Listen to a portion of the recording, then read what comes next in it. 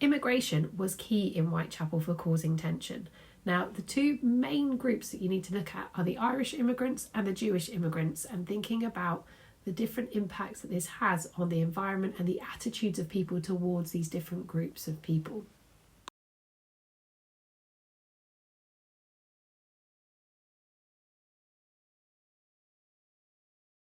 For revision purposes, then I would strongly suggest making a table, okay, and using the information on this area to help complete it, so that you can start thinking about the different groups. Now, in the others, we've got the political groups like the socialists and the anarchists, but generally the Irish and the Fenians are separate, because obviously the Fenians were the terrorist group, whereas the Irish were generally the group of people that came over from Ireland as a result of the famine. And Jewish population, again, is quite a large term. There's a lot of settled Jews already in London at this time. So the kind of Jewish people that we're going to concentrate on are those that are arriving from Eastern Europe as a result of the May laws in Russia.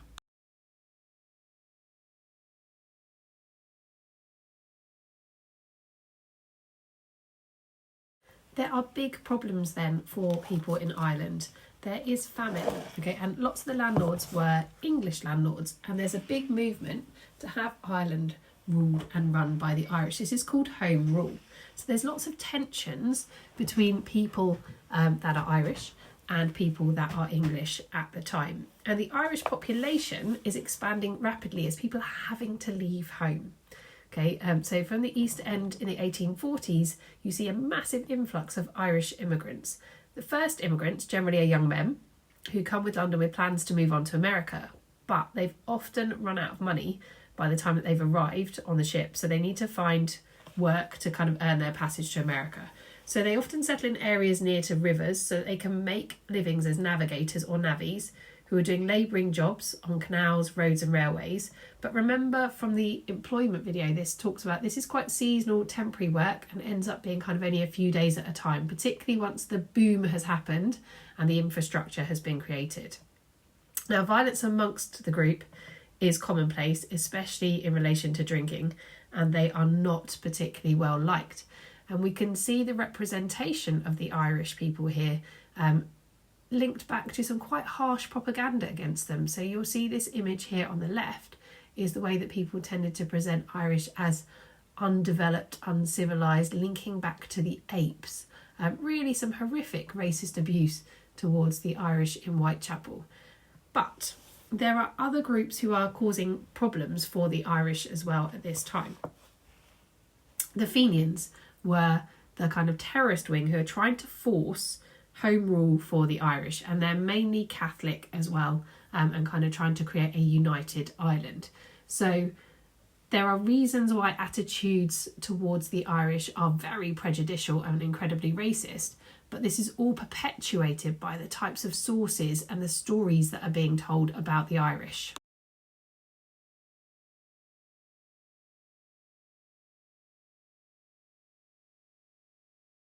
So we have an example here of how newspapers presented the Irish and added to this growing tension with the Irish.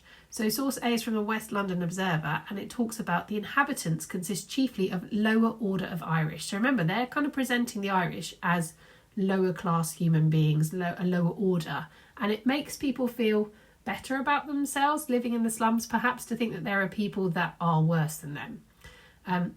They are continually creating disturbances, assaulting the police, and by their violence and disgraceful habits, the inhabitants of Kensington are continually kept in fear at some outrage. They are, in fact, the terror of the neighbourhood. So the newspapers were adding to this kind of fever and tension that's created against the Irish. And people ended up tending to live in certain areas, so kind of almost ghettoising different areas. So the Jewish inhabitants would live perhaps more in Golders Green. Later on, Irish, like we said, were kind of settling nearer to the rivers and trying to find work overall so that they can move on towards America. But a great source for kind of giving you attitudes towards the Irish are the newspapers, particularly the upper class newspapers like the tabloids, who are clearly going to focus in on the violence, the assaults, etc.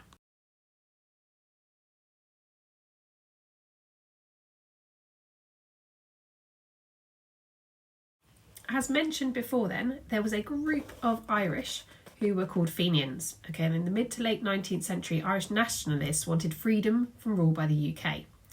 So they're a mainly Catholic group and they're seen as fanatical religious terrorist movements.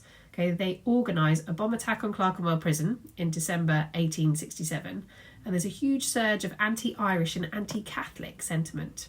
And a new department of the Metropolitan Police is set up to deal with this. This is known as Special Branch, and it's formed to counter Irish terrorism. These events make life for Irish immigrants really difficult, as the press and popular imagination and leaflets are published, all seeing every Irish member as a possible Fenian and a potential traitor. Now, you will see here something called Dynamite Saturday. The Fenians did a coordinated attack on Dynamite Saturday, blowing up a number of key landmarks. So in a single day, on the 24th of January 1885, the Fenians launched simultaneous attacks on central London landmarks, including London Bridge, the House of Commons, the Tower of London. These are all powerful symbols that the British journalists refer to as Dynamite Saturday. So you can see they're sensationalising it here in the newspapers and creating a certain attitude towards the Irish. Now, you've got in front of you a memoir by Thomas James Clark, who was actually jailed for being involved in Dynamite Saturday.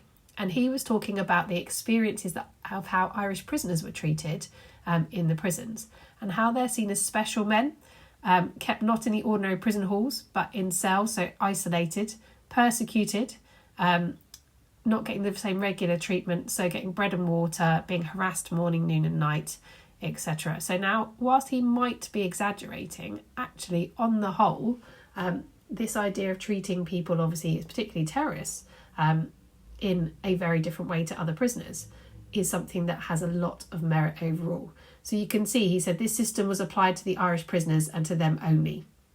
It was specifically designed to destroy us mentally or physically, to kill or to drive insane. So link it back to Pentonville Prison and think of that solitary confinement and the silent but deadly, which is now a recognised form of torture. And you'll see the kind of treatment that the Irish Fenians or suspect Fenians were getting in prison.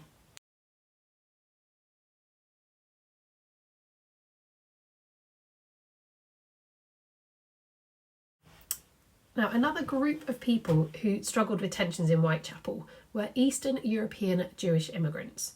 So within Russia at this time, Tsar Alexander II was assassinated and the Jews were blamed for this. Now, this is a kind of standard thing in Russia, that there are pogroms against the Jewish population. People were forced to live in one area called a Pale of Settlement. They were subject to really restrictive laws, they were beaten up, their homes were destroyed, etc. So this caused many people to flee.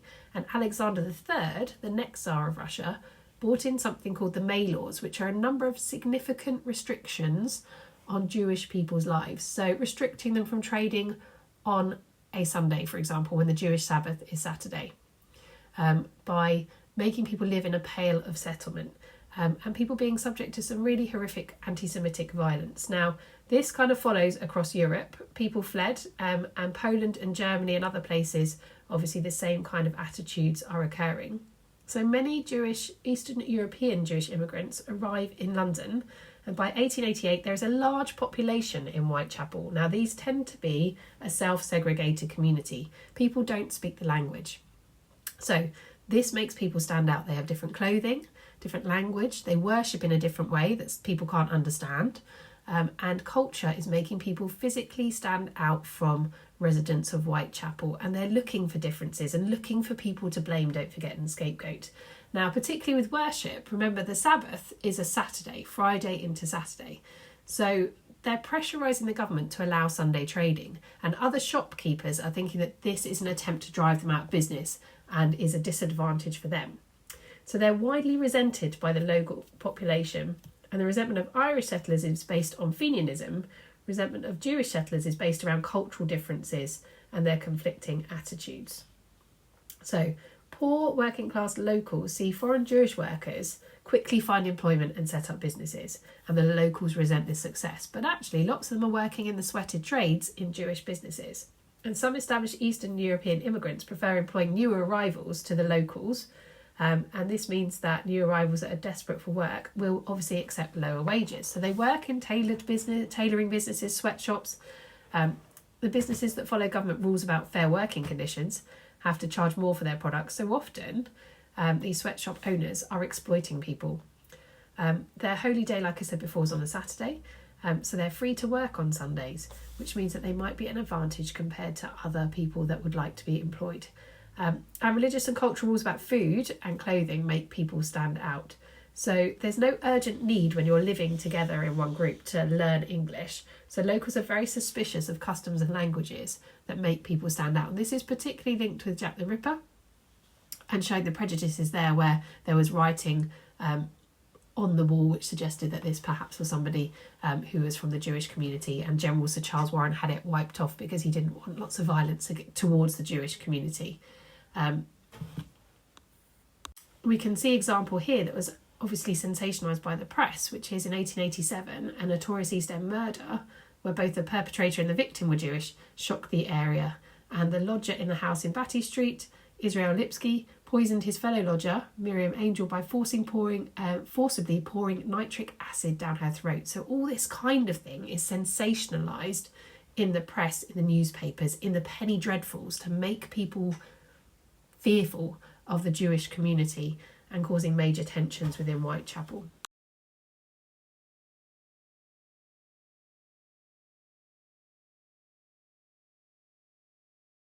You'll see here that I have some examples of how people have suggested issues created by Jewish population working on a Sunday and by coming in and undercutting people for low wages, but we know really their exploitation was happening. So Charles Freak, the Secretary of the Shoemaker Society, a trade that's synonymous with Whitechapel, informs the committee these Jew foreign workers in our trade at this common work 16 to 18 hours a day, and the consequences that they make a lot of cheap and nasty stuff that destroys the market and injures us. So this backs up what I was saying before about how shopkeepers were incredibly suspicious and business owners were incredibly suspicious that the businesses were trying to drive them out of business.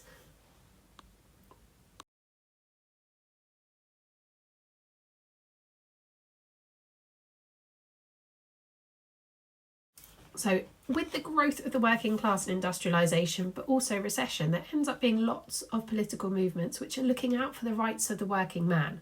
Now, these are viewed with great suspicion by governments because obviously it's challenging the norm and what they know for political control. So starting with the socialists then, these are a potential revolutionary group who are looking to overthrow the system. Now, the Social Democratic Federation, the SDF, is the first socialist party in Britain and is founded in 1881 to represent agricultural and industrial labourers and the rights of women. And its leadership is sometimes known as radical, and they want a revolution to bring down the existing capitalist system. Now, they're involved in the Bloody Sunday Trafalgar Square demonstration in relation to unemployment protests, and they see the police as the public face of a government who care nothing about downtrodden people at the time of economic depressions. And there's an example, for example, in the streets of Whitechapel, where we've got Karl Marx's daughter coming to talk about the conditions of the working class people. So campaigns begin in the autumn of 1888 for the first ever elections to the newly formed London County Council, and Whitechapel is seen as a promising district that could potentially get a Social Democratic Federation councillor. They hope to show the incompetence of the present government and highlight the stupidity of the police, so you can see that they're not supporters of the police either, and they find an opportunity during the hunt for Jack the Ripper to further their cause. Now, anarchists are seen to be really dangerous, but on the whole, anarchism is actually about order, not chaos. Okay, so you tend to think of anarchists as being like completely disruptive, but what they do want is they want to destroy the current system. So they want it to be a society that's equal, that people maybe, for example, trade with each other and different groups of people work together. So there's different types of anarchists. And there'd been a revolutionary movement across Europe which was looking at overthrowing existing governments. So as you can see, they're regarded as really dangerous. But they don't really come to much, to be honest with you, in Whitechapel. In 1871, anarchists and other revolutionaries briefly take control of Paris, but attempts at a revolution fail. The leaders flee and often head to Britain, which is obviously seen as politically more tolerant than most European nations. So Special Branch is monitoring these people. Now, we saw it was set up in relation to the Fenians, but they start to uncover operations, and they monitor them in an undercover way of Eastern European revolutionaries. So bombings and outrages that these people are supposed to have committed in Europe are highlighted and exaggerated in the press. And they're not really a real threat for the people of Whitechapel. So just as the Irish and everyone being suspected of being a Fenian, anyone with an Eastern European accent is suspected of being a potential anarchist.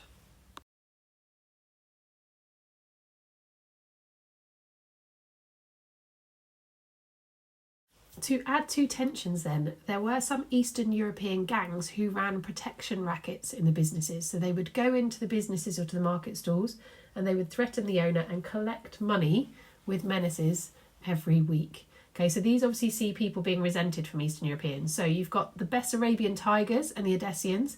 Now they also fight for control of different streets in different areas. So creating this kind of image and attitude of violence, but also causing shopkeepers to kind of think they're right by thinking that overall there are people trying to take over their businesses and force them out of business. So the gangs are something that's very difficult to find evidence on. And again, you probably won't find any sources on it, but there probably would be newspaper reports of the violence that was created by these gangs when they were fighting each other for control of the specific streets.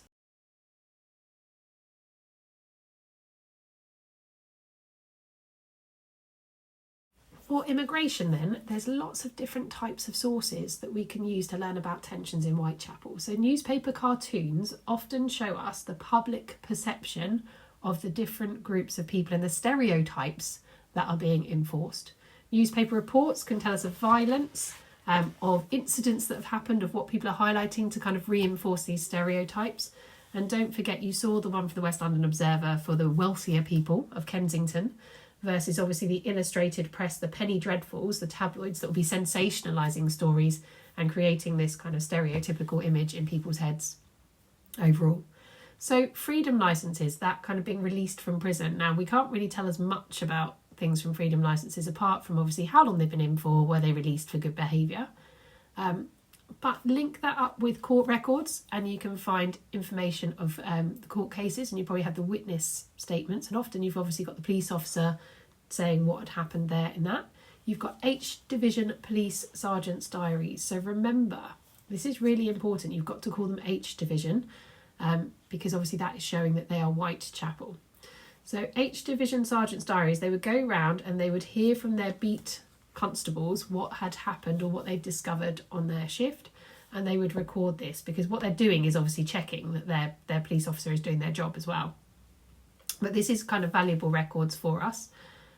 Now, Charles Booth poverty maps can show the different areas that people are living in.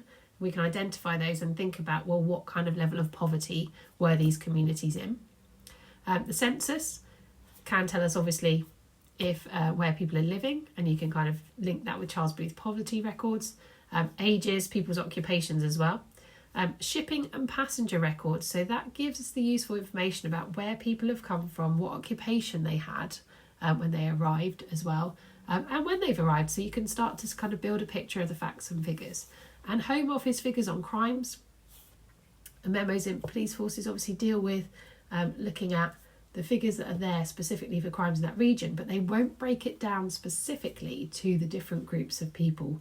But we know that special branch records, for example, might be quite useful to be able to tell us about who they're suspecting for the Fenians in their activities, or anybody else that they're suspecting for terrorism. But don't forget, this is special branch, so their records won't necessarily be very public.